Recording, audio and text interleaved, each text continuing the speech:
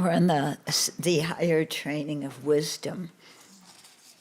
And this, the core of the higher training in wisdom is going to be the 4 foundations or 4 establishments of mindfulness. But as with everything, there's a lot of stuff you need to learn and practice before that, so that when you do that, it will be successful.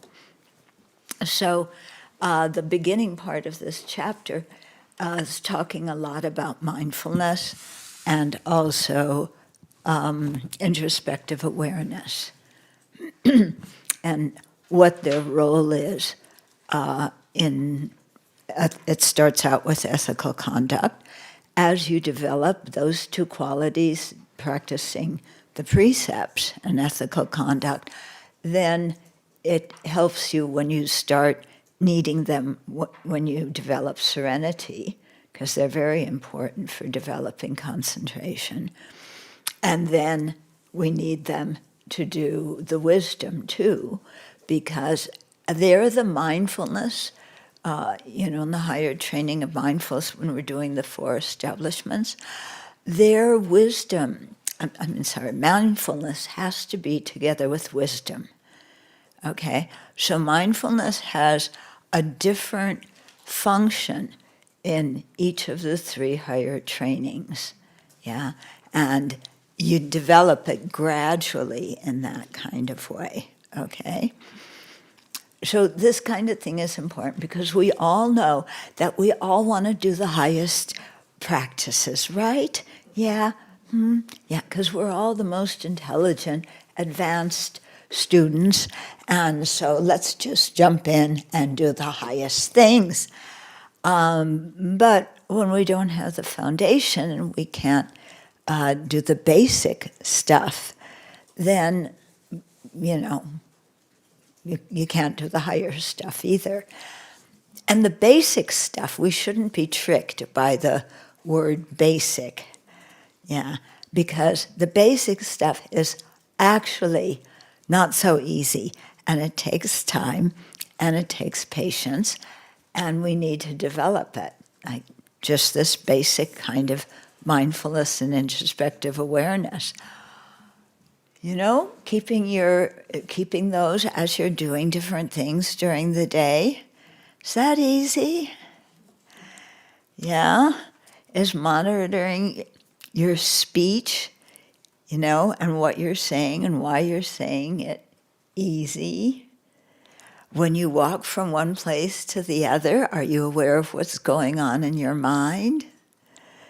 When you sit down to do your practices, are you focused on the practices, or are you, as soon as you start reciting something you know by heart, do you start wondering, okay, what else can I think about while I'm blindly reciting this?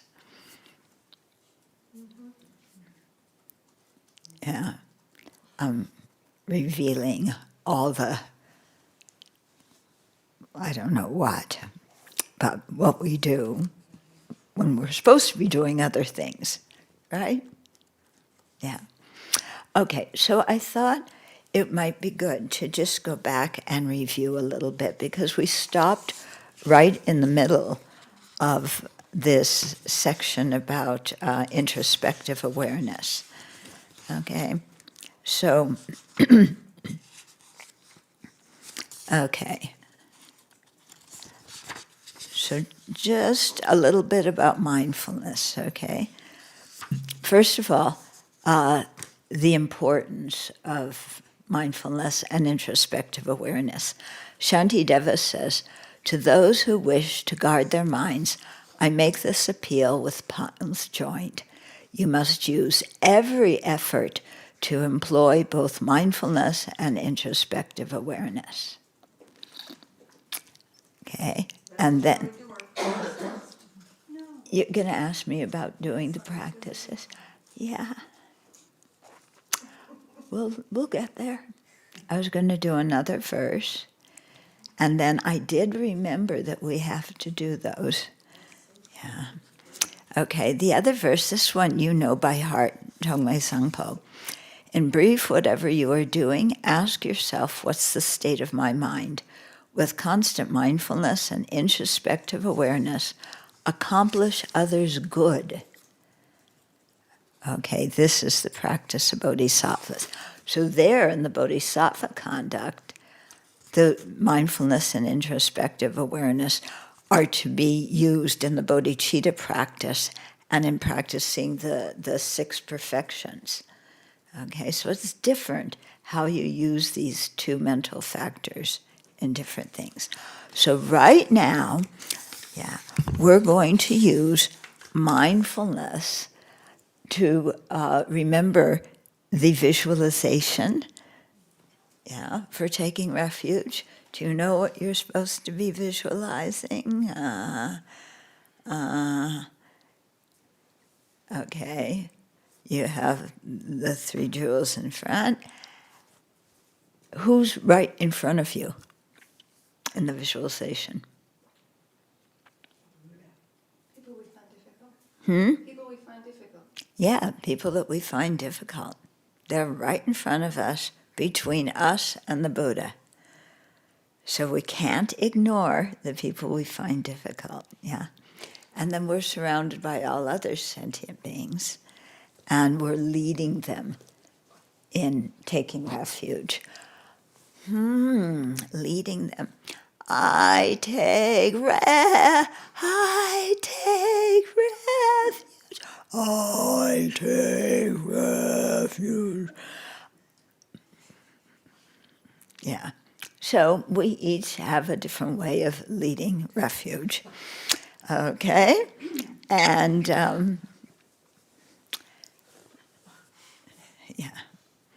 and sometimes it's a bit humorous, and sometimes it's a bit driving you crazy. But in your visualization, it's melodious. That's the nice thing about visualization. You can make everything nice. Okay, so let's do the visualization. Prepare our mind to take refuge and generate bodhicitta.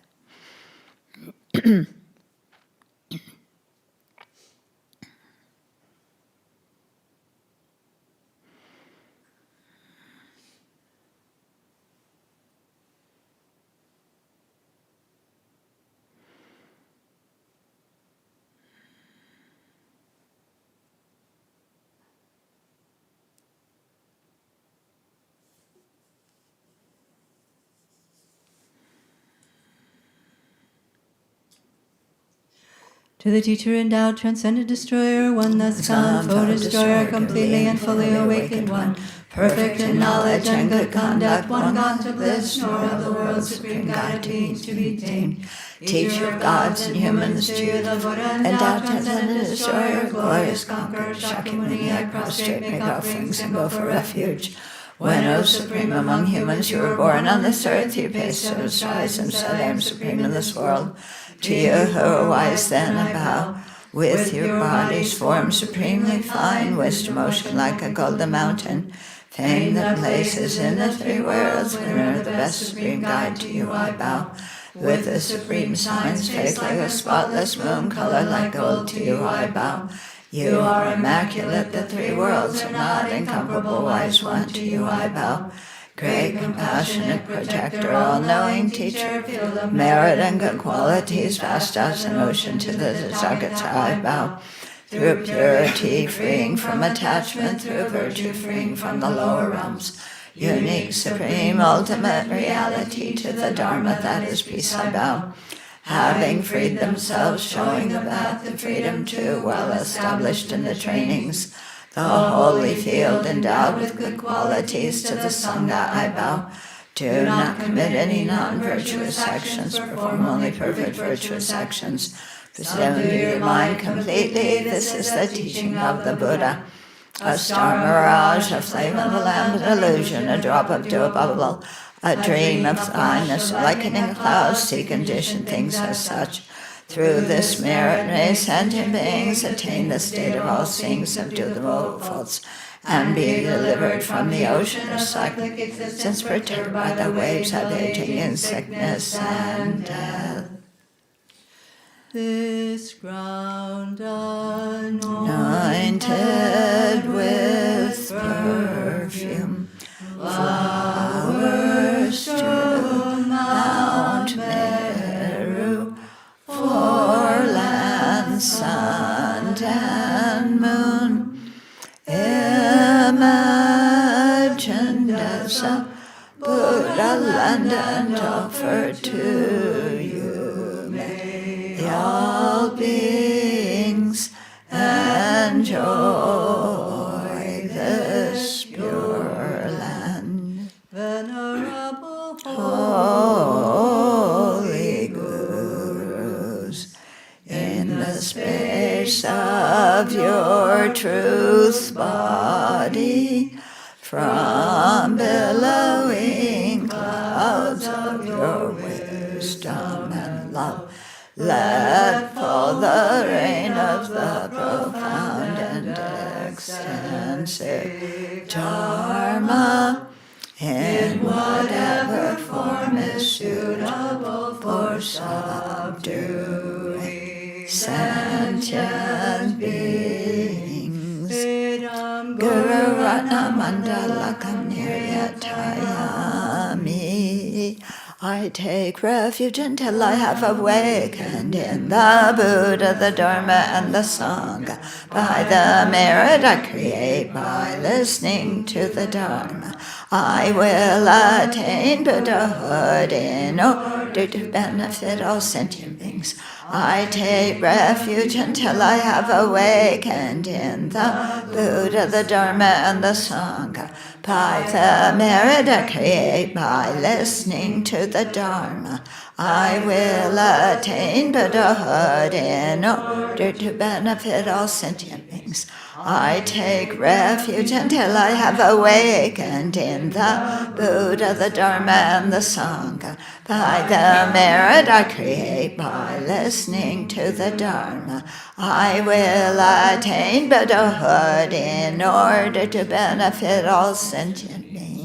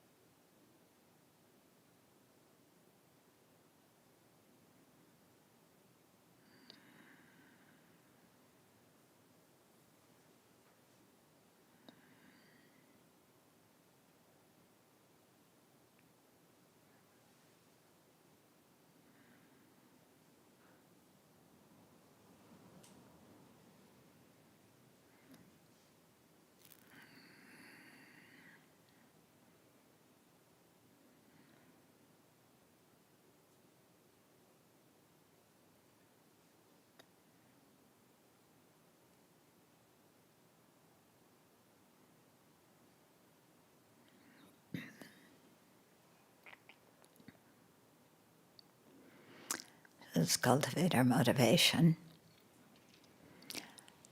So we've all heard many times about the disadvantages of our self-centered thought, how it causes us problems in this life, how it lies behind the creation of negative karma that affects our future lives, how it is a huge hindrance to generate bodhicitta and thus to practice the bodhisattva path.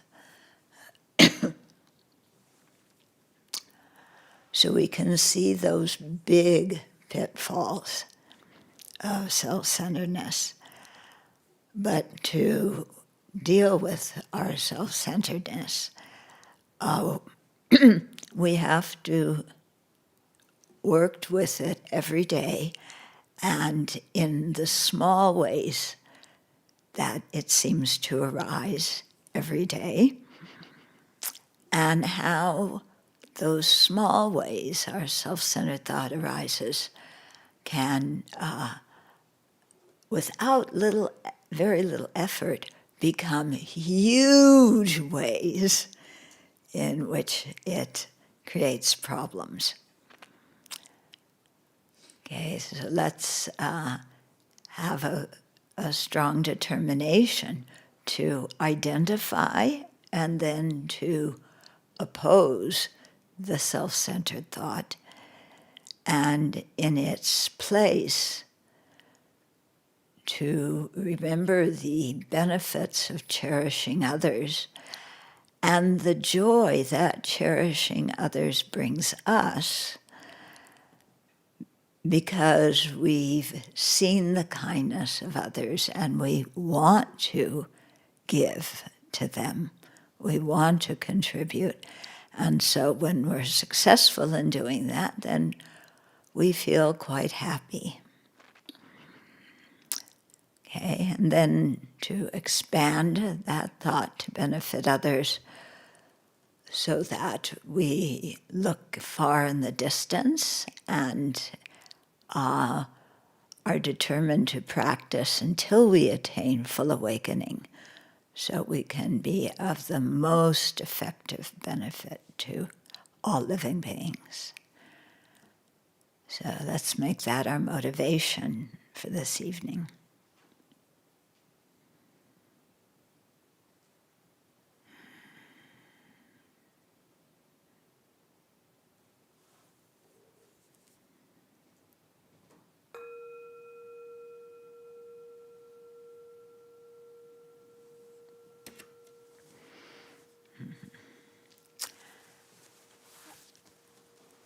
Okay, so I was thinking this week of another antidote to self-centeredness that Lama Zopa taught many years ago.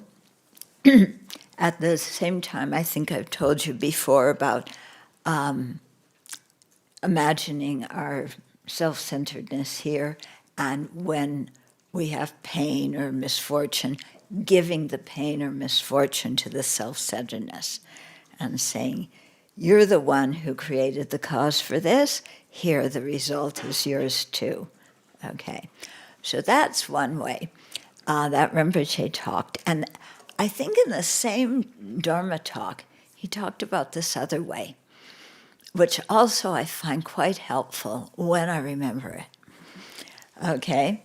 Which is, you know how there's gazillions of things that happen every day that irritate you, that you don't like, that should be done this way and people do them that way. Yeah, do you know what I'm talking about? You have a few of these, complaints, yeah, about, the people around you and what they're doing and they're not doing, and, okay? And when you stop and you look, it's like, well, why am I so irritated with this? Well, it has to do with our laws of the universe, yeah, and one of the chief ones being everything should happen the way I want it to happen. And everybody should do what I think they should do, and they should not do what I think they shouldn't do. Okay? Those are some of the three big hits from the medley of the self-centered thought, right? Okay, so when one of those happens, okay, you think things should be done, you think when you vacuum the floor, you should go from front to back and then back to front, making a line in each direction so that you get every single micro, whatever it is, of dirt there without missing one spot, right? Let's say that that's the way you think a floor should be vacuumed. I imagine there's some people here who think like that. Yeah. There's other people, in my room, when I come back after Venerable Pema has cleaned it every week, there's half of a lotus flower on the carpet, because she vacuums and makes a lotus flower. Okay. If I vacuum, it's like a picture of modern art. Okay. So, so if you have your way of how you think it should be done, let's say the linear way, up and back, okay.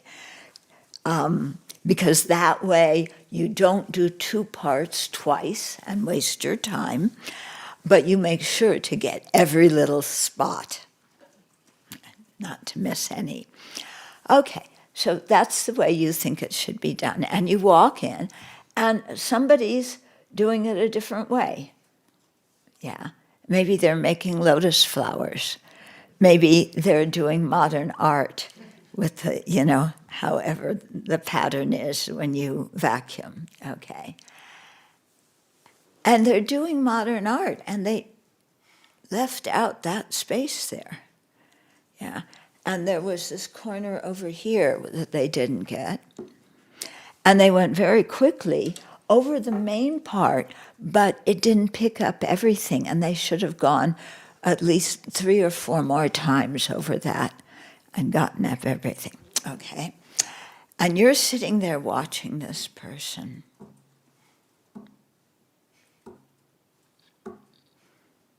Why aren't they vacuuming right? I know how to vacuum right, how to do it most efficiently, how to do it most completely so the carpet is the cleanest. Why aren't these people doing that? I've announced it in the stand-up meeting and taught everybody how to do it. They know, but they don't do that. It's driving me crazy. Because then the vacuum cleaner is on, because they're going over all sorts of spaces, and they're even doing the walls, but the walls don't need to be vacuumed. But the floor, they're missing all these little spots. And I am just so exasperated. Okay, anybody ever been in that mood for something that happened at the Abbey? No, never. Okay, you're the librarian. The books all behave, huh?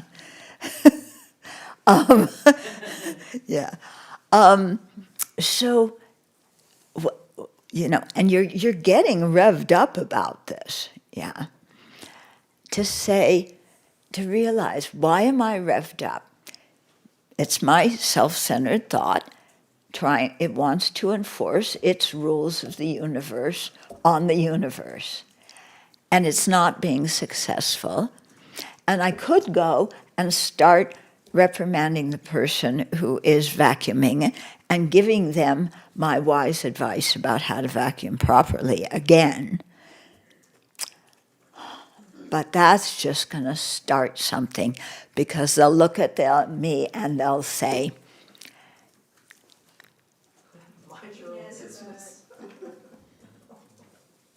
two words.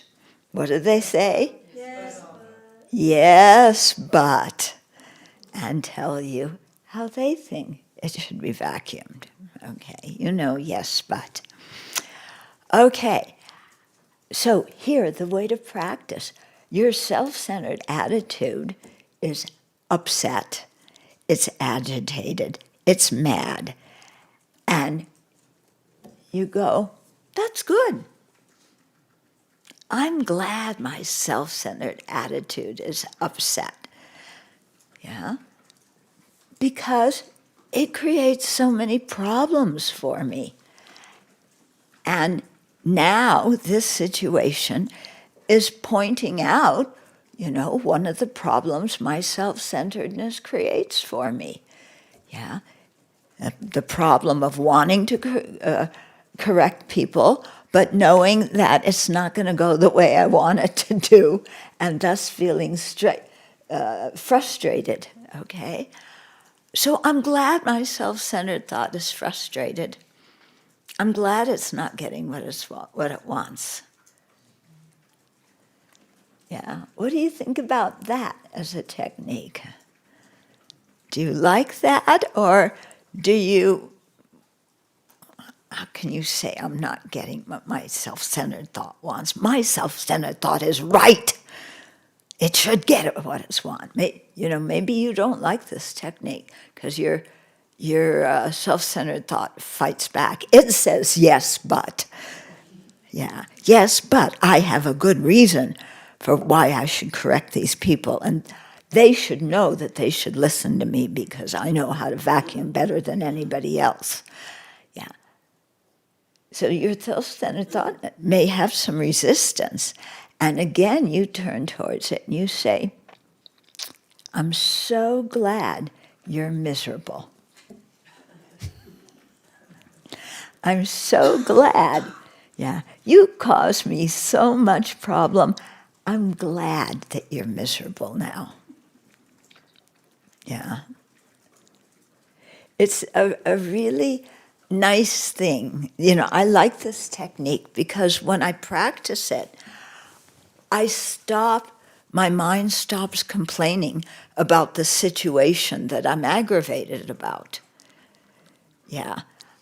And because I'm complaining now about the self-centered thought, I'm not complaining about how people are vacuuming anymore. So it helps me just drop the original thing that was driving me nuts, which is some small thing that I'm not going to remember in a week, but it seems of monumental importance at that time. Yeah. And so, yeah, okay, self-centeredness, yeah, I'm glad. Yeah, just sit there with it, be miserable. Yeah, because, okay, and you have to do this with a very clear awareness that you and your self-centered thought are not one and the same.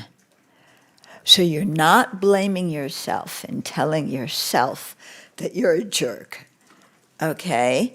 You're looking at the self-centered thought. You put it right over here. You can even imagine what it looks like, okay? And you give you say, yeah, go ahead, suffer. You're the cause of it, not me. Yeah, it's not bothering me, it's bothering you. Okay, you getting what I'm saying? Yeah? So I like this way of doing it, too, because, like I said, it takes my mind off of whatever it was complaining about.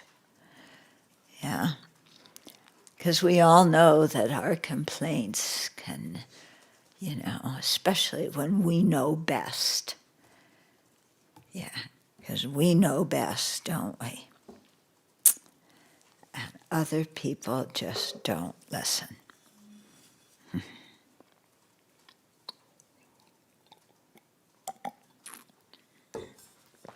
Yeah, your expression looks so pained. Yeah, because your self-centeredness just doesn't do what you want it to do. Nothing else does either. But Yeah. Yeah. Oh, you have that problem too?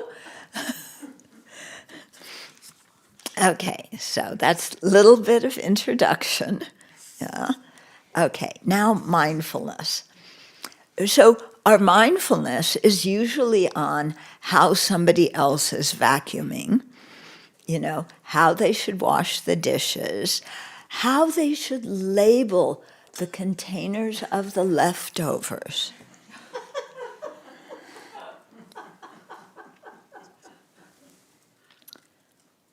Do you have a microscope so I could read the writing?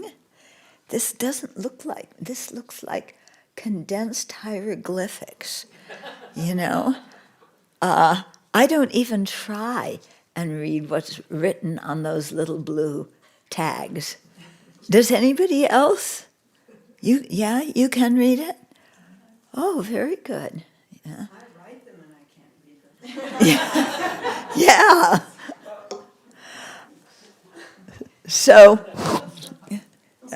So there's all these things, Our mindfulness, we put on things like this, okay? Our rules of the universe. We're very mindful of our rules of the universe, yeah? Okay, and, but that's not what we should be mindful of. So when we're practicing ethical conduct, and at the beginning of the path, and this is not so easy, we are keeping in mind being aware of our precepts and being aware of our ethical values. So we have these in mind, so that when we act according to our values, we act according to our precepts. Okay. If we do that, then we don't have very much to confess at posada time. If we don't do that, then we may have a lot to confess, or we may, let's just leave it like that, okay? So to keep aware of our values and our precepts. And then what introspective alertness does is it checks, what am I doing? I'm walking from point A to point B, and it's springtime, and remember a few days ago there were all the little worms dropping from the trees? Yeah. And it's like, oh yeah, this is the time of year when that happens. Yeah, so I don't want to hurt any of those worms. I'm going to keep my eyes open and walk carefully there, or maybe I should just avoid that whole area and go around. Yeah? So the introspective awareness keeps track of, what your body is doing, okay?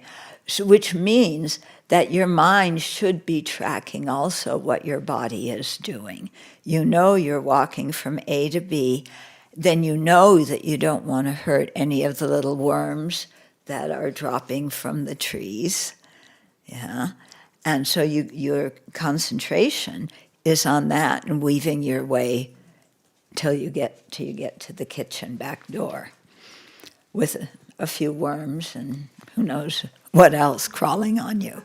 Okay, but you practice it that way. Yeah. When you drive, you have to practice mindfulness. Know the rules of the road. Pay attention to what's around you, and introspective awareness, checking and making sure that you're driving correctly. In one of the car rides that we took, I'm going to see if you had the same, if you remember this car ride, the one that I do. Okay, we were driving about 2 hours from one place to the other, and the person who was driving, very nice woman, she was a doctor, okay?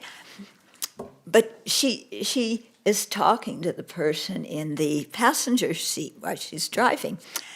And, she's explaining her points, and she uses her hands a lot to explain her points, And she also looks at the person in the passenger seat. And I'm in the back seat going, Namo Guruvya, Namo Buddhaya, Namo, yeah.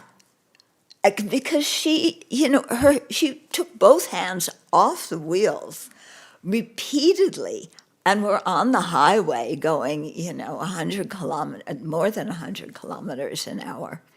Yeah, did you notice that? We were having a discussion on death. Yeah, you sure were having a discussion on death. Yeah. And this was going on, and I couldn't say anything. First of all, I couldn't get a word in edgewise, but also, it wouldn't be so polite. And I thought that the other person in the passenger seat would say something, but no. Yeah. So in that situation, if she were using mindfulness, remembering, I need to keep my eyes on the road, and I'm driving here, and this is where, where we're going and everything. And then introspective awareness, are my hands on the wheel? Because a lot of times her hands weren't, both hands were off the wheel. Are my eyes on the road? Or am I looking there? Or occasionally at the scenery on this side, there was something to see. Yeah, especially when we started going up the canyon and the windy roads. Then she looked that way, see. Yeah. So, wonderful, very nice person. But, the mindfulness and introspective awareness were not present. Okay, so that's a very gross example. But this is really asking us in our daily life to be aware of what's going on in our mind. Yeah? And because what's very interesting is when we're not aware, yeah, you may be doing your recitations, you may be walking from place to place, but what your mind is doing, yeah, sometimes you're ruminating about something that happened, how that person is vacuuming the floor or isn't vacuuming it, or maybe you're planning the next rota, yeah, because you got to plan it sometime, and when you're driving is as good a time as the next. Or, you're doing your recitations, and you're thinking of that phone call, it's, what is it, Mother's Day is coming up, isn't it? Yeah, so what am I going to say to my mom? Or I just spoke to my mom, or I don't have a mom anymore, or whatever, and you're thinking about that. Meanwhile, life is going by, and we're out to lunch. Yeah. And again, you do that for a while, and then the bell at the end of the meditation session rings. Okay, so you can see this is not so easy, is it? To be aware of what body, speech, and mind. Yeah. And then also, how many times when we are aware, do we find ourselves saying something and we have half of the sentence out, and then our mind goes, be quiet. Just don't say the rest of that sentence. It's going to agitate the situation. And, okay, it's good that you had that awareness halfway through saying something nasty to somebody. It would have been better if we had been able to catch that before we do start the sentence. And it would be good if after we recognize that we're saying something like that, to be able to stop mid-sentence. Yeah, but I don't know about you. Sometimes I'm in the middle of saying it, and I go, children, don't say this, and I keep on saying it. Anybody else? Yeah? Okay, so this here we can see why we need mindfulness and introspective awareness. Okay, now, okay, so then, okay, so then there's the 3 types of non-introspective awareness. So this is one of the 20 auxiliary afflictions when you study low rig, okay? So whenever it has non-this, non-that, it doesn't just mean the opposite of that, okay?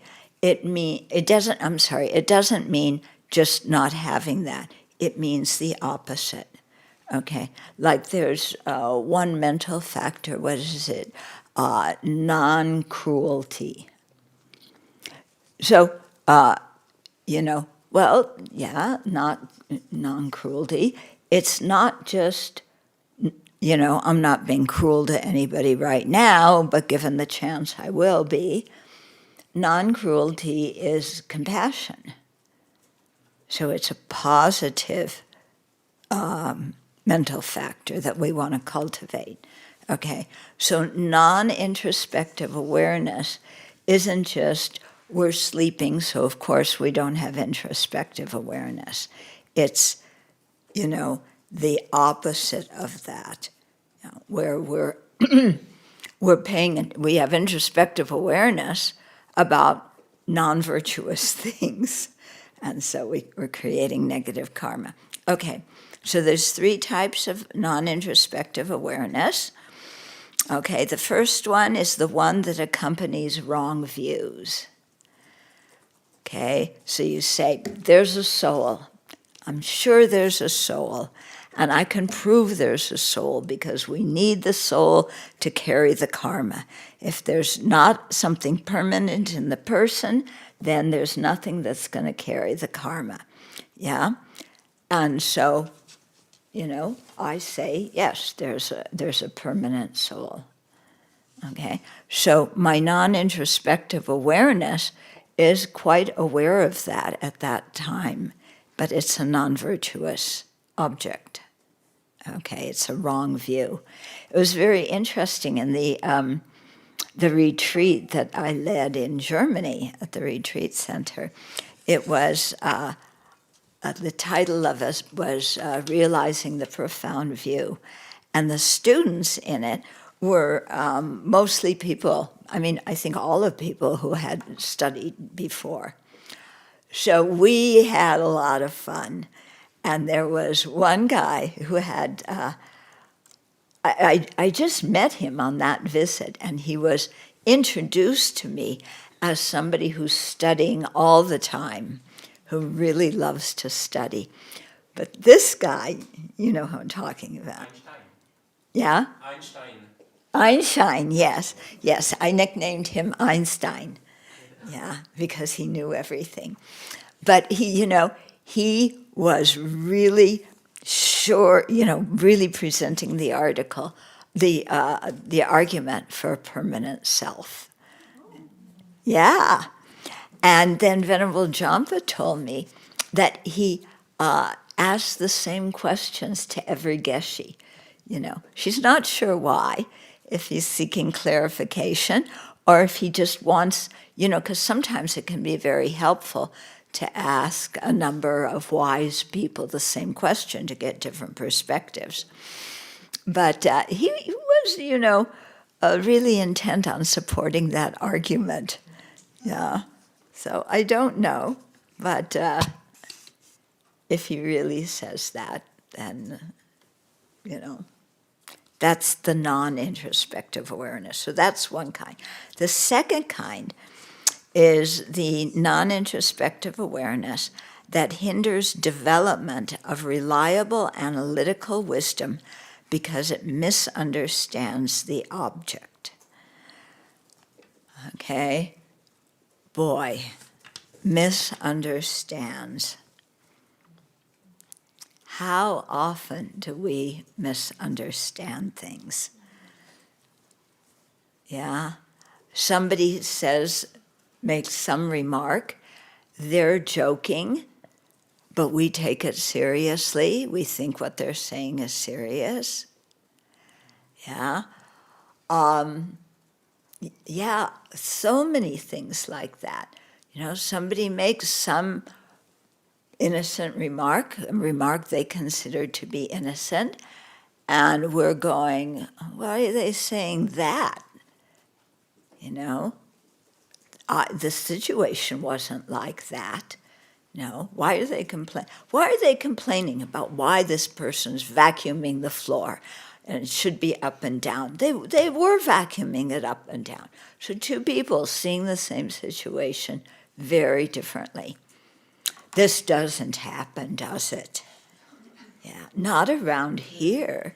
We all see every situation exactly as it is, because everything is objectively existent out there, right? Right? Okay.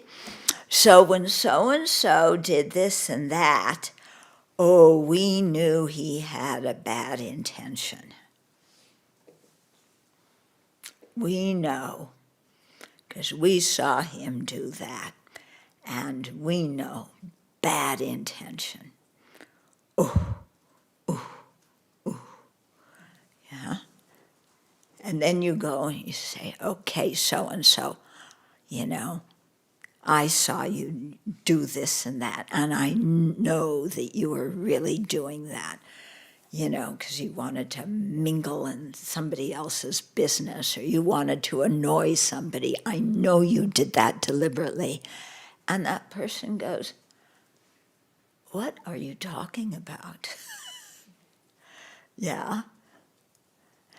And you say, oh, well, I'm talking about when you were talking to so-and-so last Friday at 3:00. And they go, no, at 3:00 last Friday, I was doing something else. In other words, two people see the same situation. Just the details are different. Yeah?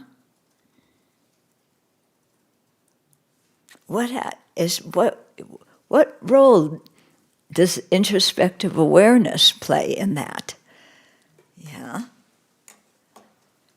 Because introspective awareness is together with how we interpret things.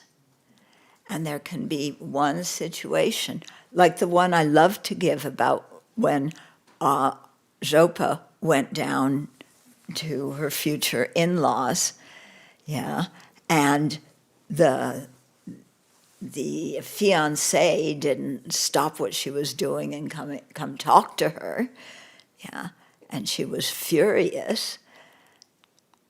And I bet if you had talked to the fiancé and said, why didn't you go and greet your future mother-in-law when she came, she would have said something to the effect of, I didn't see her.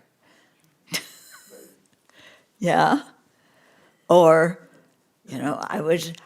I thought maybe I saw her out of the corner of my eyes, but I was involved in a really difficult conversation with somebody that I couldn't break off in the middle. So people seeing the same, they interpret things totally different. Yeah. One person says, oh, she's so rude. And the other person said, no, I just didn't see her come. Yeah. So this happens all the time, doesn't it? Yeah. And how we misinterpret the same thing. Yeah. I gave an example of it at the SDD. Yeah. My little thing of, they're being misogynistic. And from that person's viewpoint, probably not. Although I wonder, I think maybe No, when I thought about it, they were busy doing something. I can understand they don't want to be interrupted. Yeah. And anyway, is it my business if somebody said something misogynistic to me? Is that my business? It is? No, it's not my business. It's their business. They're the one who said it. They're the one who believed that. Yeah, I don't need to get bent out of shape because of this. Even though I was quite bent out of shape. I got myself straightened out after a while. Okay, but,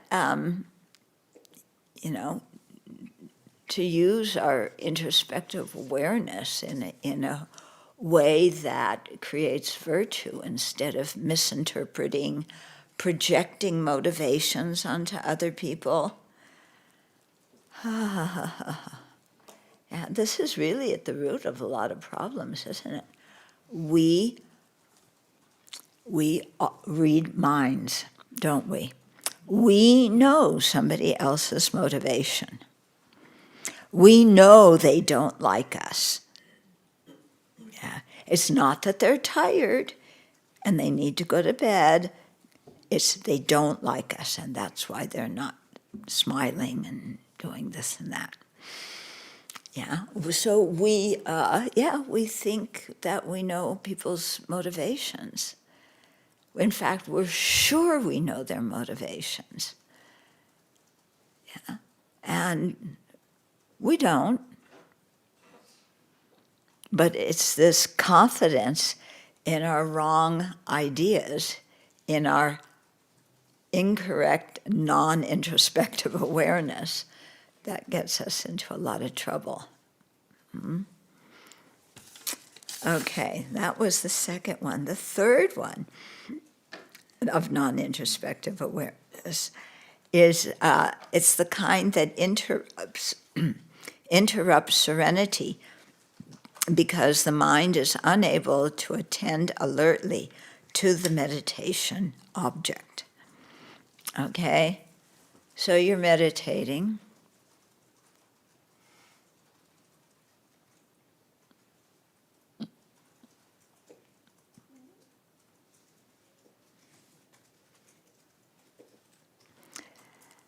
And you're totally unaware that you're falling asleep. That ever happened to you? Yeah? You're falling asleep, but you think your mind is clear. It's like, okay, that little thought came, but I'm not following it. I'm having a clear mind. And then suddenly it's like, oh, I was falling asleep. Okay, so that's an example of this one. Okay. So here's the Pali commentaries talks about 4 types or 4 aspects of introspective awareness. So these are ones that we want to cultivate. And you can see why they're very helpful. So the first one is introspective awareness of purpose. Okay? We pause before acting to clarify the purpose of our action. Why am I doing this? Is this something that will benefit the other person and benefit me? Okay. I remember when I first went to Kopan, there was one monk who was leading the meditation sessions. And whenever you asked him a question, he wouldn't answer it. The words wouldn't come, a split second after you finished your question. There would be a pause, and then he would slowly answer it. Yeah. And I used to think, why is he doing that? Just say it. Yeah. But I think what he was doing is being careful, What is the purpose of my speech? Yeah. What's my motivation? What's the content? Who am I speaking to? How are they likely to take what I'm saying? Okay, then the second one is introspective awareness of suitability. So this examines the suitability of the circumstances, okay, and knows how to achieve the determined purpose or goal most effectively in accordance with the Dharma. Okay, so somebody is busy vacuuming that floor, and they're doing it wrong, because I have my non-introspective awareness that is aware of the right way of vacuuming and aware that they aren't doing that. And, there they are, they're doing it. So I have the impulse to come to them right away, ask them to turn off the vacuum cleaner, and then teach them how to vacuum properly. Because properly means the way I'm doing it. Yeah, you have to understand that. Okay. So is that a suitable context to stop and tell somebody, make somebody stop and then explain how to do it a different way? Yeah. Maybe when they're just taking the vacuum cleaner out, or, and before they've started, you could say, oh, if you're interested, yeah, I can show you a way to vacuum that I find very efficient. Would you like to learn? And you say that before they start, that's a suitable time to do it. Okay? When they're already in it, and they're pushing that thing back and forth, yeah, is that the right time in the middle of it? Probably not. Yeah, probably not, because they're right in the middle and they're focused on getting it done. So then you have to say to yourself, it's okay. It's a big universe. Everybody has their own style of vacuuming. I can live with that. And self-centered thought, if you don't like it, it's all yours. Okay? Yeah. So awareness of the suitability, and to really know the right timing, because you may have a fantastic idea, but if you give it at the wrong time, it could start a quarrel, actually, because the other person isn't ready to take that in at that time. Their mind's focused on something else. Okay? So with this one, we want to have, a beneficial purpose and suitable means to fulfill that purpose. Yeah. Like when I was sitting in the back of that car and her hands are all over, I didn't really have suitable means at that time to fulfill the purpose of saying, would you keep your hands on the wheel?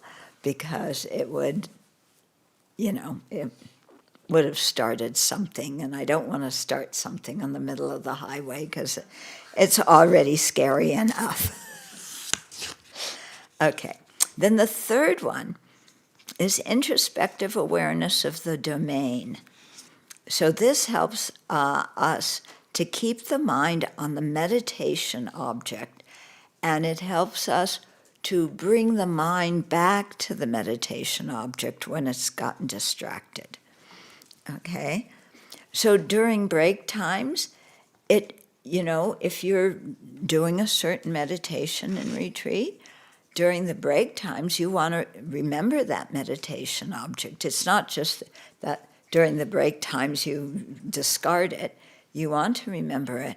So it brings your mind back to that meditation object during the break times.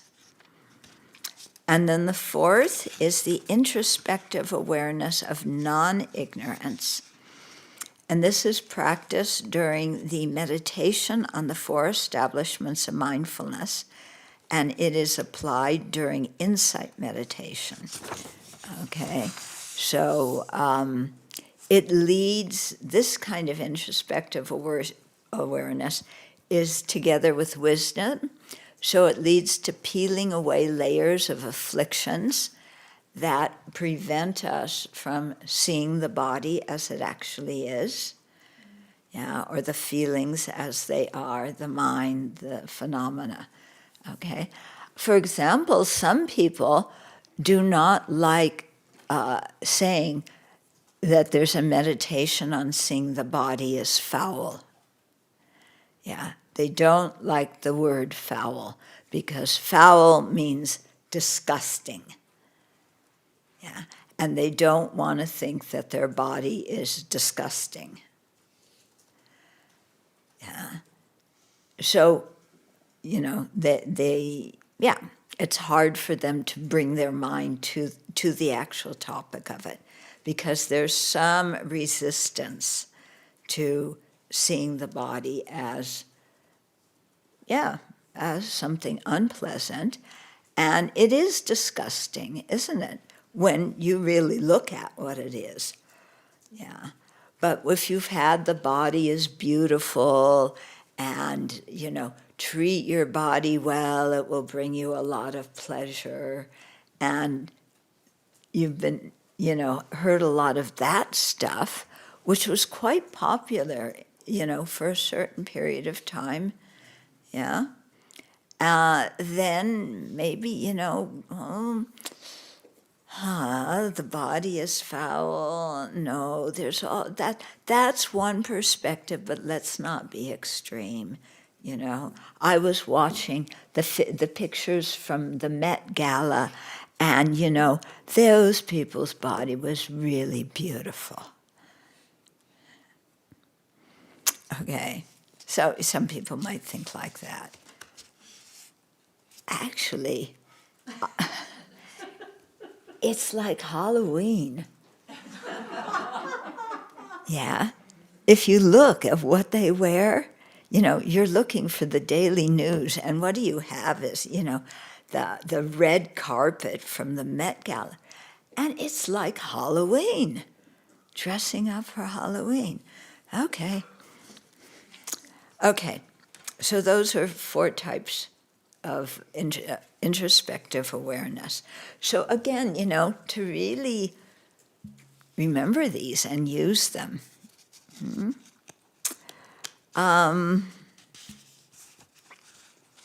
Okay, now here's where we stopped on page. Well, we're going to start at the beginning of the section on page 314. The general meaning of introspective awareness.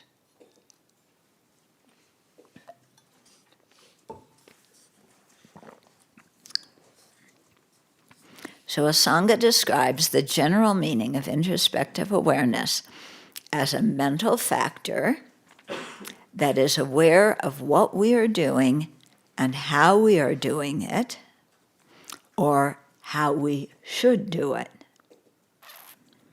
So you're aware of how you are cutting the carrots until you realize that you have the knife upside down, and that's why you had to press really hard to cut the carrots. Your introspective awareness wasn't there, okay? So how to remember what we're doing, how we're doing it, and how we should be doing it. Okay. So there's lots of examples, you know. How should we come to Dharma class? Should we come running at the last minute, panting? Should we come running and looking for our friends so we can start to chat with them? Yeah. No, you know, we should have know what our purpose is, know how we're going there and why we're going there, and to prepare our mind for it. Okay, so here it is not a technical term, introspective awareness, and is used as an adverb, as in acting with awareness or abiding in awareness. A person acting with awareness is paying attention to her actions as well as to the surrounding environment and their relationship to it. So they're aware of their actions, what the environment is, and what is my relationship with the environment. Yeah. So I have to go pee-pee. Is this the time when I walk out of the Dharma class? No. Okay, because it disturbs people. Yeah. Or this is, I can't remember if I turned off the stove in the kitchen. Well, maybe, yeah, that's a good time to go check. Yeah, but also check beforehand too. Next time, yeah. Okay. So it's a mental factor that is aware of what we are doing and how we are doing it, or how we should do it. Okay. So it's like talking about acting with awareness or abiding in awareness. A person acting with awareness is paying attention to their actions as well as to the surrounding environment and their relationship with it. You know, if I'm sitting in the back row, yeah, maybe it's easy to tiptoe out. If I'm sitting in the front row, getting up and making a big production out of it, that's not going to go over well. Okay. Yeah. So here's a quote. What is abiding in awareness? Having trained in such a way in staying awake, he now abides with awareness while going and returning, while looking ahead and to the sides, while extending and bending his limbs, while wearing his robes and carrying his outer robes and bowl, while eating and drinking, chewing and tasting, while standing, walking, sitting, or lying down, even while falling asleep, while waking up, talking or being silent, and while removing drowsiness and sleepiness. Okay, so somebody who has introspective awareness, when they're doing any of those things, is aware of what they're doing. Yeah. And then there's the person who you're reading a book, you're watching TV, and you just kind of unconsciously go to the refrigerator, get a snack, bring it back, start eating, and finish it. And then you're surprised that there's a dirty dish there to clean, because you're just very used to, well, whenever that craving for a snack arises, you go get a snack. Yeah. And so, being aware of that kind of thing. And, I just got up, I'm heading towards the refrigerator. Why am I doing that? Yeah. I feel like eating. Feel like eating a snack. Okay, a snack isn't feel like eating a meal when I'm hungry. Feel like eating a snack. I don't know, do you have a different feeling when you're having a snack than when you're having a meal? Yeah. Yeah. Snack, just this little thing that, yes, I, want to eat. I'm very involved in studying, and what's it called? You're eating blindly. Yeah. Okay. How many things do we do like that? Yeah. And when you get older, are you doing that more, or are you just noticing it more? Yeah? This is an interesting question, yeah. I knew when I came into this, I knew when I left there to go here that I was going here to get something. And now I'm here, and I can't remember what I came here to get. But I knew I remembered it when I was back there.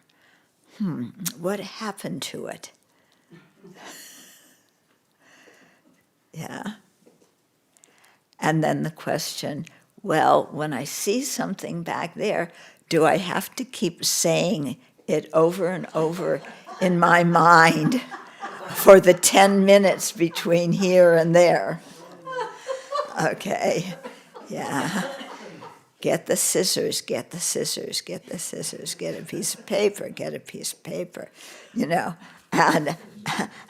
And then, of course, when you get to the door and you open the door, that breaks your chain of concentration, because now you're carrying, I'm opening the door, gee, the bugs might get in, and the door needs to be painted, and, I have to take my shoes off on the other side. And then, why did I come in here? Yeah. Yeah. I'm seeing that some people, what was I talking about? Have the same problem I do.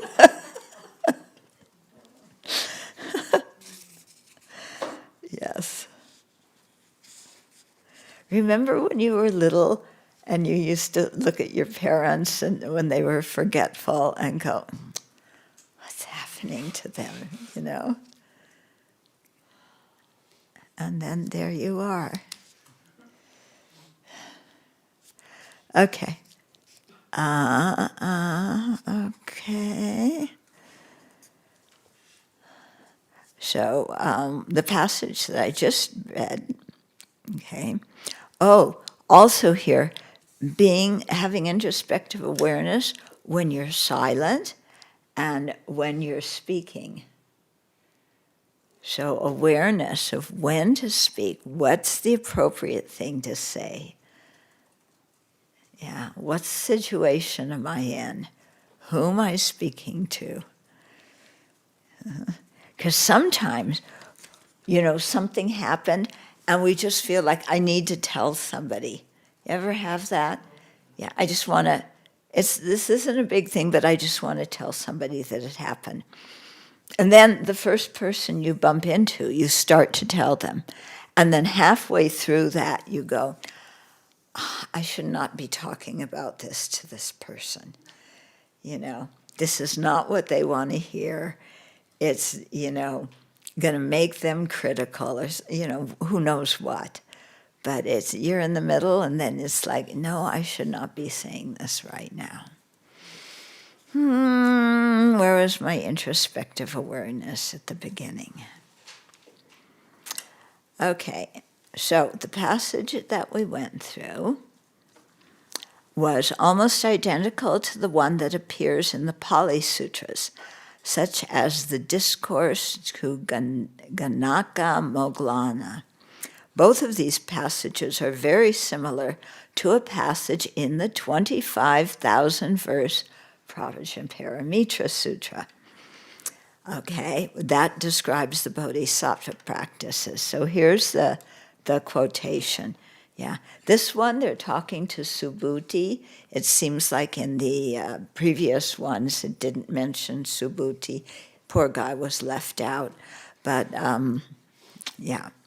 So it says, furthermore, Subhuti, the Bodhisattva Mahasattva maintains awareness when he goes from his residence or returns to it. He maintains awareness when looking ahead or looking to the sides. He maintains awareness when bending or extending his leg, foot, arm, or hand. Yeah. That's an interesting one. Are we aware when we extend our hand? Yeah. Is it to shake somebody's hand? We're just meeting them? Is it because they're handing us something? Is this the appropriate person to shake hands with? Yeah, to be aware of that, because in many cultures, it's expected, even though, we're Sangha, to shake people's hands. And they will, their hands are extended, and if we don't shake it, they're going to be upset. Yeah, they'll think that we're being very rude. On the other hand, if you're on an El Al flight and you're a nun sitting next to a man, do not extend your hand, because they are not allowed to touch any woman but their wives. In fact, if you're ready to sit down there and the flight attendant comes and says, I'm going to reseat you, it's probably because that man made that request, okay? So that's not the situation to extend your hand. Yeah. Now, some of you may say, when am I ever going to use that bit of information? Well, when I was some years ago teaching in Israel, people told me this. Thank goodness. Yeah, because otherwise I would have stuck my hand out to shake it as a way of being polite, and it would have been offensive to other people. Mm-hmm. Yeah, so you have to know the culture that you're going into. And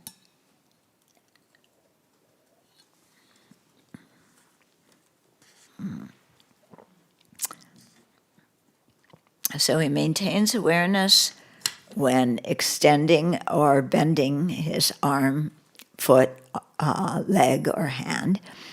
He maintains awareness when carrying his outer robes, or alms bowl. Hold on to whatever it is you're carrying. Yeah. Be aware of where you're moving your hand. This morning, I had a thermos of hot tea that was closed, and I moved my hand like this, and it, I'm sure that I didn't touch it. I'm sure my treatment, the cat must have jumped up at that moment and knocked the bottle over. But anyway, I don't want you to blame her, so yeah, I probably did it. Anyway, I knocked it over, and the bottle leaks, and so there was tea all over the counter. Yeah, it was actually a very useful experiment. It wasn't designed as an experiment, but I learned that thermos had reached the end of its lifespan. And so you got to do puja for it and pray for its new recycling. Yeah, maybe you could spray paint it gold and use it as a vase. Send it to Donnie. I'm sure he likes gold. Yeah. Okay. So be careful where you're moving stuff. Yeah. Okay. He maintains awareness when eating, chewing, drinking, or tasting. Now, this is an interesting one. Yeah, because we all know each other's peculiarities about eating, don't we? Yeah. There's the people who play with their food.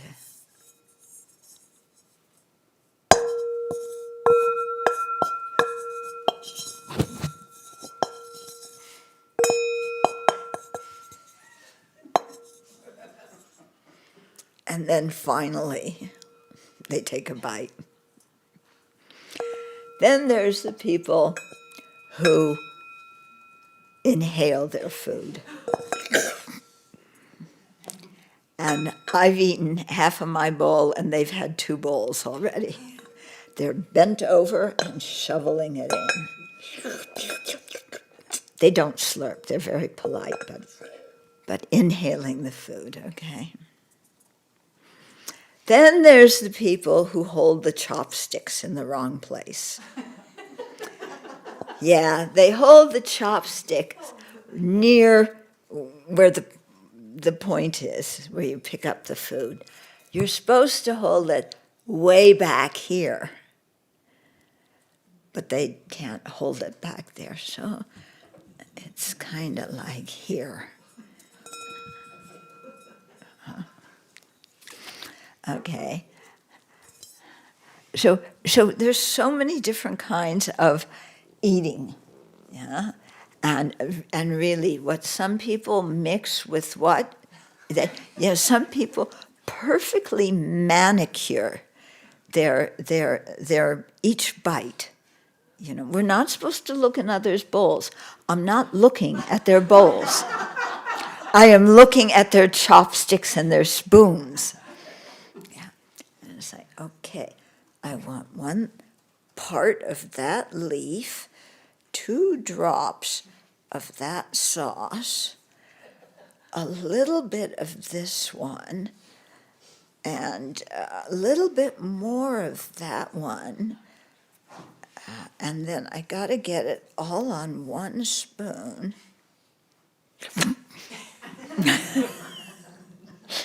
Yeah? Okay.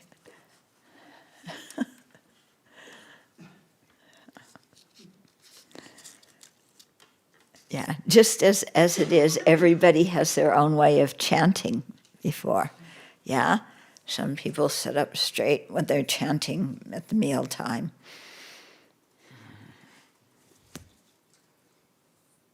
Yeah, perfect. Yeah, back straight.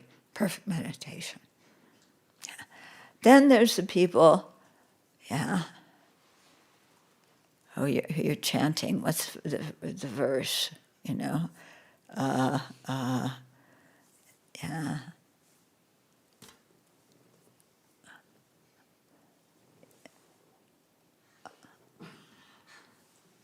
So you're checking out everybody else and how they're chanting, whose eyes are closed, who's doing what while they're chanting. You're supervising. Of course, you're not focusing on what you're saying because you're busy checking out what everybody else is doing. Yeah, so your eyes are open. Then there's the people, yeah, who are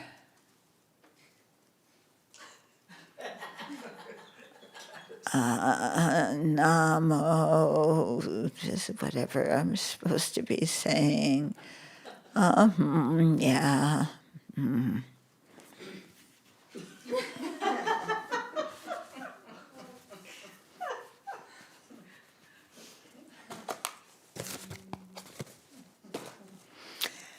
Yeah. We have different ways of chanting, don't we? Yeah. Yeah. So, so why did I get off on that topic? Awareness when eating, chewing, drinking, or tasting. So that person is totally not watching how they're eating, but they're very mindful of how everybody else is eating. Yeah? And who takes what, I kind of know who, you have an idea of what almost everybody takes. Yeah. Almost, not really. Somebody's bowls are full, somebody's bowls are very empty. Some people, I can't even look in your bowl. I try and look in her bowl. It's like, is there any food in this? Oh yeah, there's like a little bit at the bottom. I finally saw it. Yeah? right? Yeah, she's one of those overeating people. Yeah, yeah. She is over the eating. Yeah. So doesn't bother with it. Yeah. And then there's other people, their bowls are full. And then there's people who eat their dessert first. We know who those people are. I won't reveal them. Yeah. But we know. We know, don't you? Yeah. This would be a really good thing to do, having a game show with these kind of questions. Okay. Yeah, very good awareness of what other people are doing. Okay, he maintains awareness when sleeping or dispelling drowsiness. He maintains awareness when going, coming, standing, sitting, lying down, waking up, speaking, being silent, or retiring in order to practice meditation. Okay, are we aware when we're standing?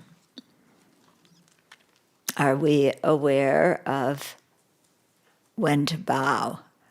Are we aware of how to put our hands when we're bowing? Yeah, there's a lot to be aware of. Are we aware of the visualization? O Subhuti, thus does the Bodhisattva Mahasattva, one who practices the perfection of wisdom, dwell watching the body in relation to the inner body. Inner body is, your muscles and everything, what you're doing. Moreover, he does not form deliberative thoughts associated with the body. Oh, you mean I can't comment on my body? I'm paying attention to it. God, how did I get so many freckles?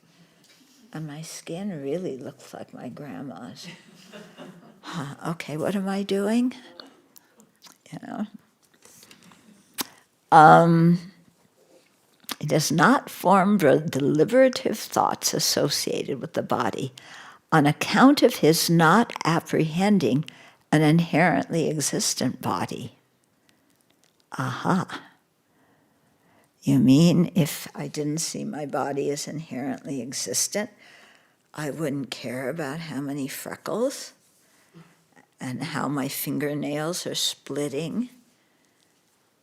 Yeah, that's another wonderful thing that comes with aging. Your fingernails split. Do your fingernails split? No, no, no. Yes, no, no, no. Oh, we are just sisters and having fingernails that fall apart. Yeah. In the good old days, our fingernails used to be strong, but now,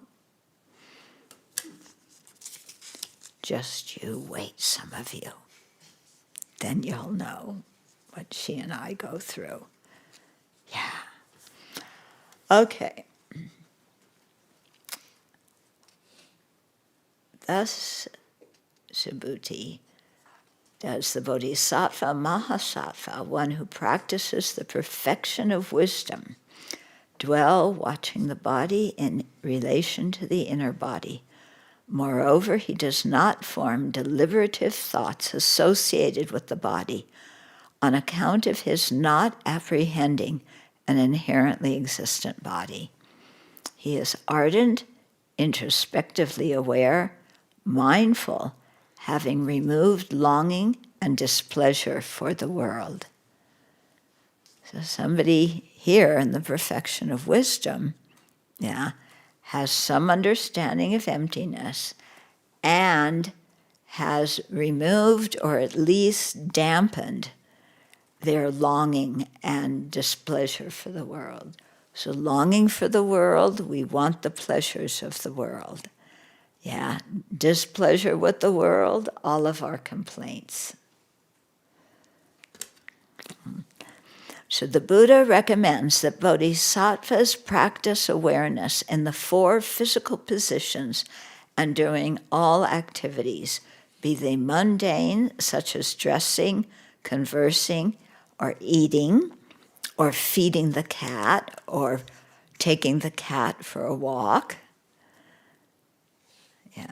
or petting the cats, or wondering where the cat is, because they haven't come to see you for a while. Okay. They are mindful when they're doing specific Dharma activities, such as teaching the Dharma or meditating. You need to be mindful then, otherwise you're really out to lunch, Asanga explains the meaning of abiding in awareness while going out and returning, activities found in all 3 passages above. When you go out from someplace, when you return. We're always going out and returning, So here's what Asanga says. Concerning abiding in awareness, while going, he fully knows I am going. While returning, he fully knows I am returning. He fully knows here I should go, here I should not go.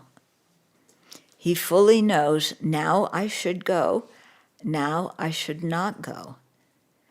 This is what is called awareness. Wow! How aware are we when we're going or coming back of where we're going, why we're going there, if we should be going there? Or again, is there just that impulse in our mind, I want to go here, and you get up and go? All the times when we act on impulse. When we're acting spontaneously. Remember when the big word was be spontaneous. Don't be all stiff and programmed. Be spontaneous. And, so I have a spontaneous wish to, go run down country lane. Even though it's time for me to be in here doing something. I have, the impulse to tell somebody about, this incredible tale of what happened 15 years ago that they're going to fall asleep listening to. But I feel like telling it. So, just how often we just act on impulse and we're not even aware of it. Oh, here's somebody I don't like. What could I do? You don't even pause to think. You just, what they don't like. So you kind of, they're walking up the stairs, so you tromp up and make a lot of noise behind them, or you walk faster and you overtake them, or, who knows what. And we just do it on impulse. Without really thinking. Or we don't like somebody, so we just see them, and automatically our face goes.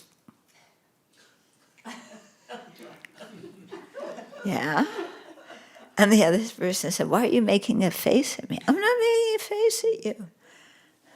No, totally unaware. Okay. This is more Asanga. If he possesses such awareness, while going, he fully knows I am going. He only goes where he should go. He only goes when he should go. And he only goes as he should go, in the right manner. That's a lot to be aware of. They know where you're going, where you should go at this time. They go only where they should be going, and they only go there with the proper manner, the proper demeanor, and a good motivation, and they're aware of all of that. This is what is called abiding in awareness regarding going and returning. Okay, so now I am aware that the heating pad is very hot. Wait. I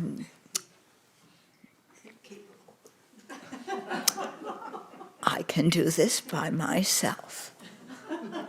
It's a red button, no wonder it's really hot. Well, now it's white. This one's never been white before. Now it's blue. Now it's red. Okay, now it's off. See, I did it. Yeah. Okay. So in short, the general meaning of introspective awareness is to know what we are doing when we're doing it, and to know how to do it in an appropriate way.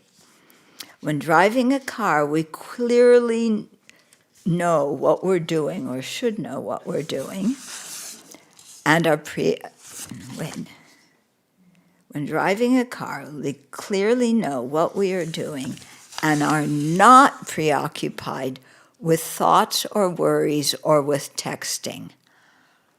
Yeah, I was also in a car on this trip.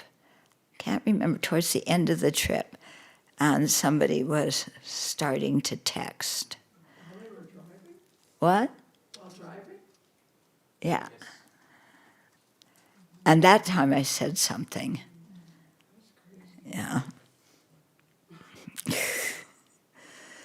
Yeah. We know where it is suitable for us to go, when to go there, okay, and how to go there. Before turning the car key, we clearly know our destination and the direction to get there. Oh, but some people, they start out, they think they know where they're going, and then after a while they decide they should turn have Siri tell them where to go, or turn, their phone on. Okay. Don't you love riding in a car with somebody who doesn't like to admit they don't know where they're going, and who drives around because they're sure they know that it's coming up? Yeah. I remember a time doing that many years ago. Yeah, somebody picked me up at the airport. I was so tired. And they drove around, and I'm sure it's in this neighborhood. Okay. So before turning the car key, we clearly know our destination and the directions to get there. We know if our destination is an appropriate place for us to go. For example, if someone is trying to be sober, it is not wise to meet friends at the bar or visit friends who like to take drugs. Clear. If you're a monastic, is it just that you become aware of those things if you want to be sober? If you're a monastic, should you be going to the bar? Should you be going to the ice cream parlor? In what circumstances? Go to the bar. Are there any good circumstances when you should be going to the bar? You gave a talk in the bar 2 years ago. Yeah. Was that remark said with introspective awareness and mindfulness? They weren't serving any alcohol, though. They kind of closed down the alcohol setting part when you gave the talk. Where were we? Yeah, we went into some place. What's the name of that place? Yeah. The very fancy club in Singapore that closed Oh, down. God, yes, Yeah. that one. But they weren't selling alcohol. We had a deal with them that they wouldn't sell alcohol. Yeah, but still, the it bottles looked were... like a bar. Yeah. Yeah. But there was some place where we went on this trip, too. We walked in, and the person we were with wanted to sit down somewhere, but there was a bar in front. Yeah, I can't remember where it was, but it was somewhere. Okay. So, it's like, you're a monastic. Where should you go? Where shouldn't you go? Where were we? Yeah. We are aware of the appropriate time to do things. Yeah. When our friend is busy or when we have many tasks to do, is it wise to have a long conversation with that friend, or it is wise to have a long conversation with that friend later? Yeah, to not stop them when they're in the middle of doing something. We are aware of how we are doing something. What is the tone of our voice? What is interrupting the other person? Are we listening with attention and empathy to what they're saying? Being aware of what, where, when, how, and why we are acting in our daily life will facilitate our interaction with others, improve our relationships, and prevent us from acting or speaking in ways that we will later regret. Yeah.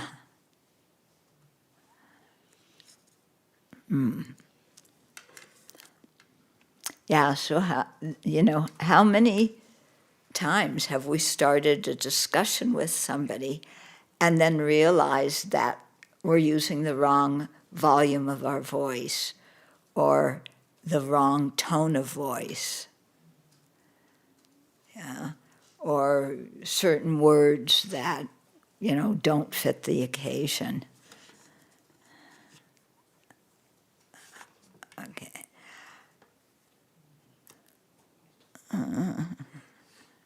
Okay.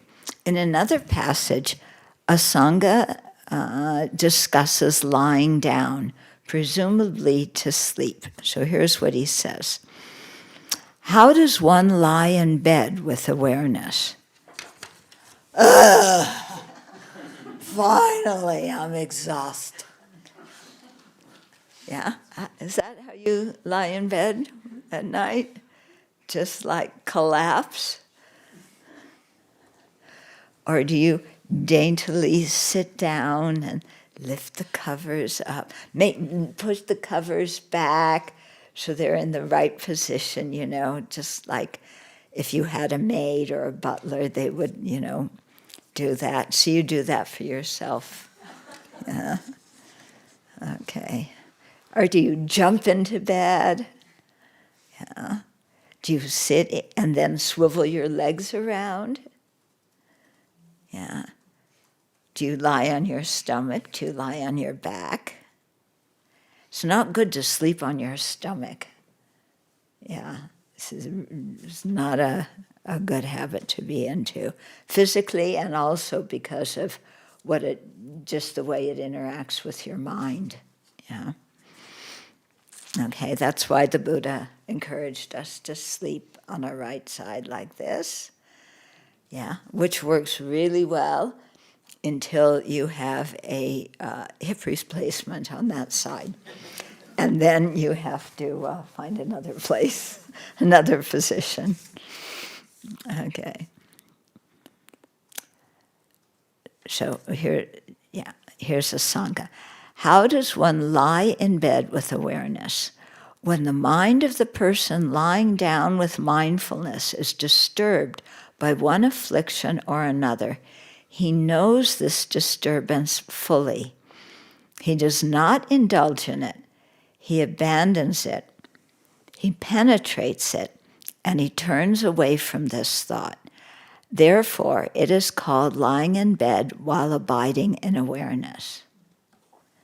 So how many times when you lie down to go to sleep, what's the thought that comes in your mind? Are you still thinking about something that happened during the day that you're irritated at?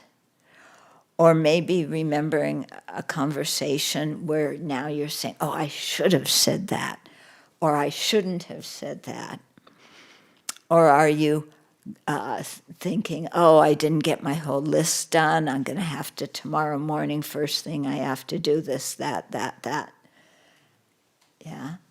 So are we, when we lie down, are we lying down with a clear mind, or with some kind of distraction or irritation or desire, in our mind?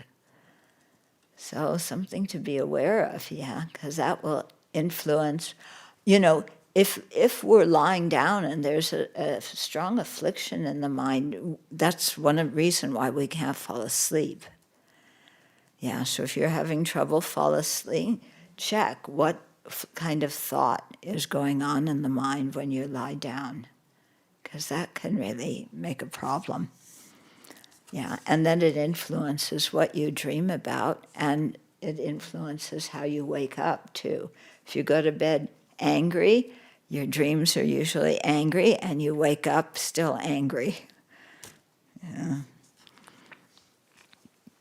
Okay, so here, introspective awareness monitors the mind for afflictions, and should one arise, it detects the affliction and prevents it from overwhelming the mind. So he's talking about, when you're lying down. Yeah. Introspective awareness propels the application of an antidote, such as reviewing the affliction as false and empty, to counteract it. Should anger arise, introspective awareness knows this, and without allowing the mind to get lost in vicious thoughts, it turns the mind to meditation on love. Yeah, it's actually very nice, when you first get into bed, to think loving thoughts about people, to really just consciously do that. And I know I started doing my own version of this many years ago after I read a newspaper article. This was when there was war going on in Afghanistan, and many people had to flee from their villages and were going to other places to, into the city or somewhere else to sleep. And it was a really cold winter, and so some children were freezing, almost freezing to death. And so I thought of, wow, what is it like to be a parent in really cold weather, and you have an infant, and you have to keep the infant right next to your body, because that's the only way the infant is going to survive the night, even while you yourself are cold. Yeah. And so I began, when I'm lying down, to think of all the people who are cold at night and wish them to be warm. And then the people who are really hot at night, monsoons are coming up, wishing them coolness. People who are grieving at night and wishing them peace. Yeah. And so, I somehow got into that kind of habit when I just lie down, of thinking of all the other people who are lying in bed now. Who I'm comfortable, I'm peaceful, there's nothing horrible going on in my life, and thinking of all the other people who don't have that situation, and then deliberately kind of sending that to them. Yeah. And so it's a nice way to end the day. It's like when we do the chanting with the bell and the drum, those dedication verses are such a nice way to end the day. Yeah, to really thinking about something virtuous as you're ending it. Yeah. Okay.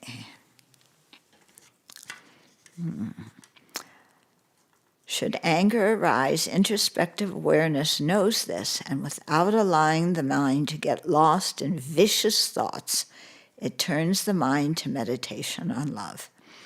This is similar to how introspective awareness functions when developing concentration. In short, Asanga says, how can one be restrained in one's body and speech? That's the question. The answer, by possessing introspective awareness. And Shantideva agrees. He says, in brief, this alone is the definition of introspective awareness, the repeated examination of the state and actions of our body and mind. Okay, let's do one more paragraph. Can you make it through one more paragraph? Yeah. Then we'll stop.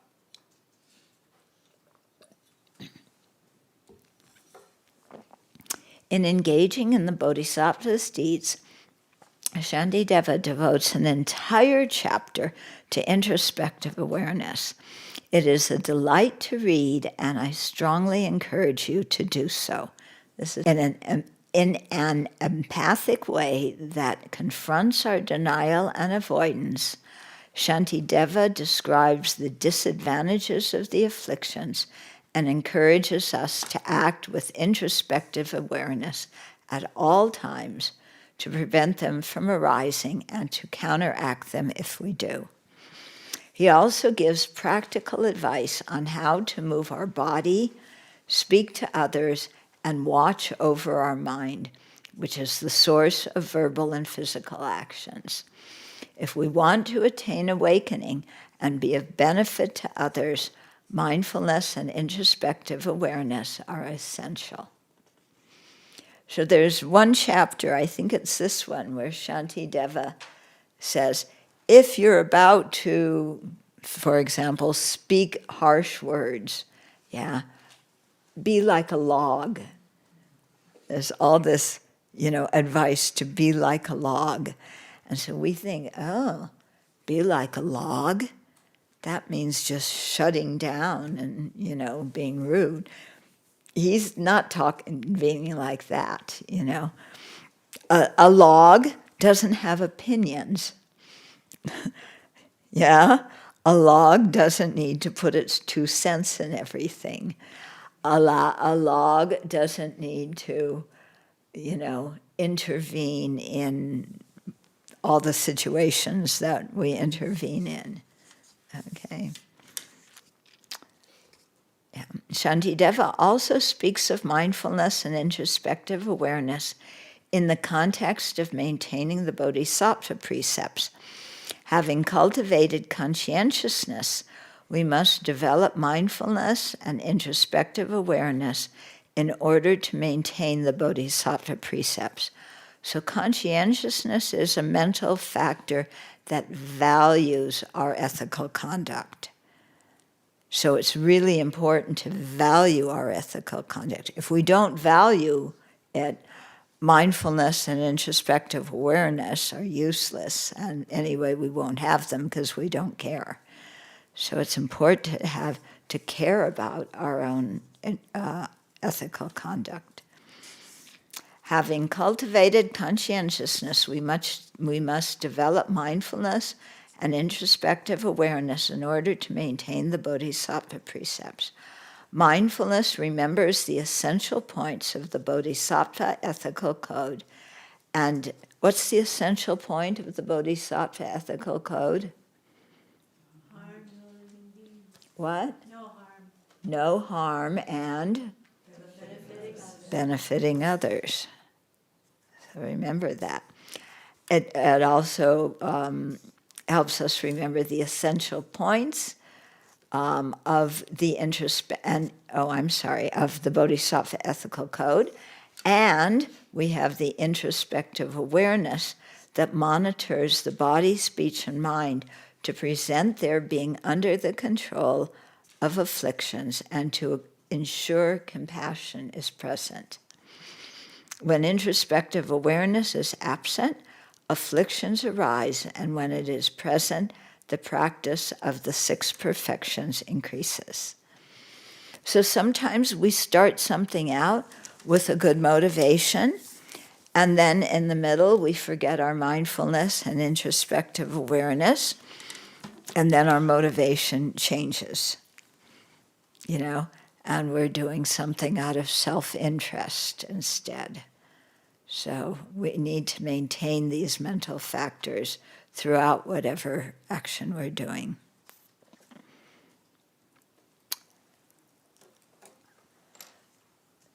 So, if anybody have questions, or are you all wanting to go to sleep or wake up from your nap?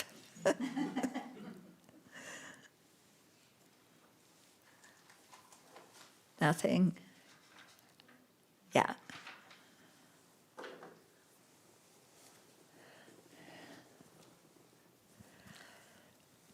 I enjoy listening to these lists of being mindful, but I also, in my own experience, would think that I would have to be doing a lot of mindfulness meditation to have that kind of... Can you speak? I would have to have a lot of mindfulness meditation practice every day to maintain that kind of mindfulness. Yeah.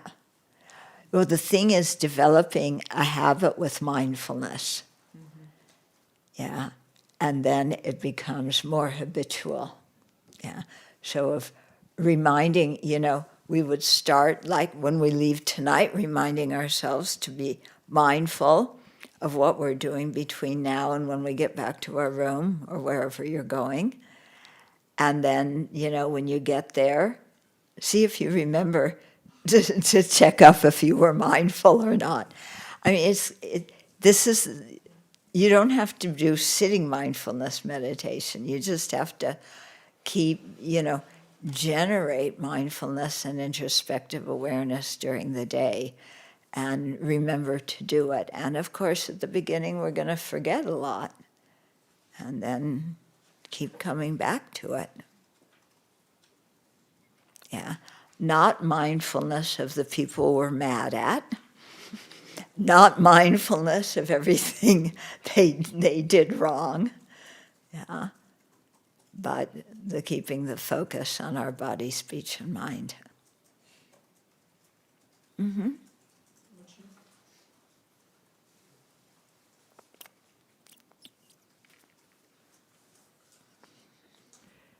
I do think that this is a really important personal awareness that, automatic, being on automatic, and how much of life is like that due to familiarity. And so when I look over my life, even in this precious life, for how much of it I miss because I'm on automatic. Yeah. That I'm not enjoying the virtue of others. I'm not respecting the environment in which I live, the property of the Sangha of which we are offered, because I'm on automatic. And the habit is so deep. So when I catch myself in the moments where I'm not, life totally opens into another whole experience. Yeah. You can really see precious human life for what it's really meant to mean. Mm-hmm. Yeah. And it's a hard thing to remember to do. It's true. Yeah. We take our precious human life for granted, and we operate on automatic.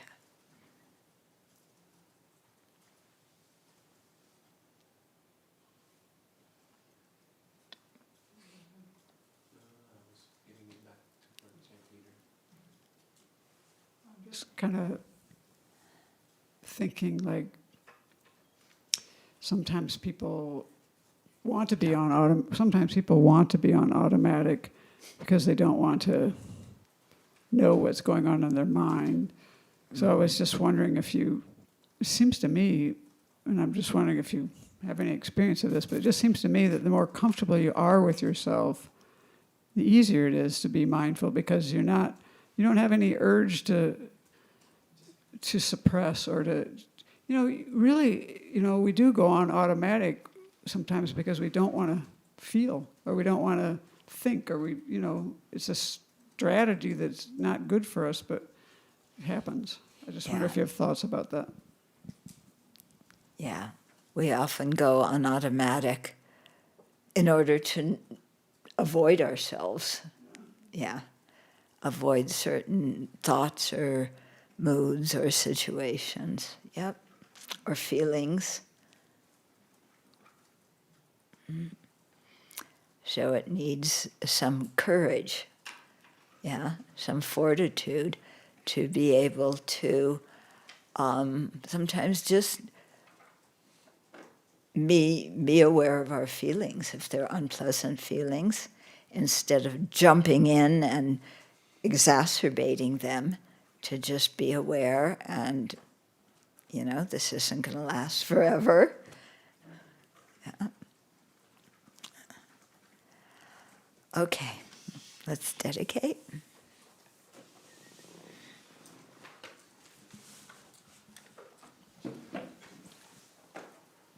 May the spiritual teachers who lead me on the sacred path, and all spiritual friends who practice it, have long life. May I pacify completely all outer and inner hindrances. Grant such inspiration, I pray. May the lives of the Venerable spiritual mentors be stable, and their virtuous actions spread in the 10 directions. May the light of Losan's teachings dispelling the darkness of the beings in the 3 worlds always increase. Guru Ratna Mandala Niryatayami. Due to this merit, may we soon attain the awakened state of Guru Buddha, that we may be able to liberate all sentient beings from their suffering. May the precious Bodhi mind not yet born arise and grow. May that born have no decline, but increase forevermore. In the snowy mountain pure land, you're the source of good and happiness. Powerful Tenzin Gyatso Chenresi, may you stay until samsara ends.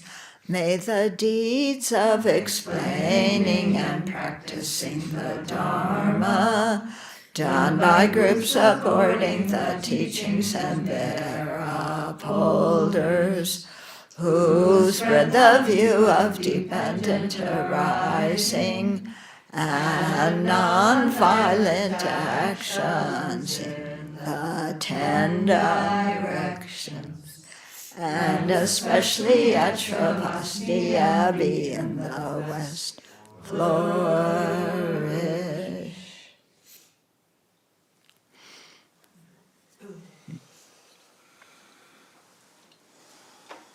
Nice to have you back. Mm. Thank you. Really?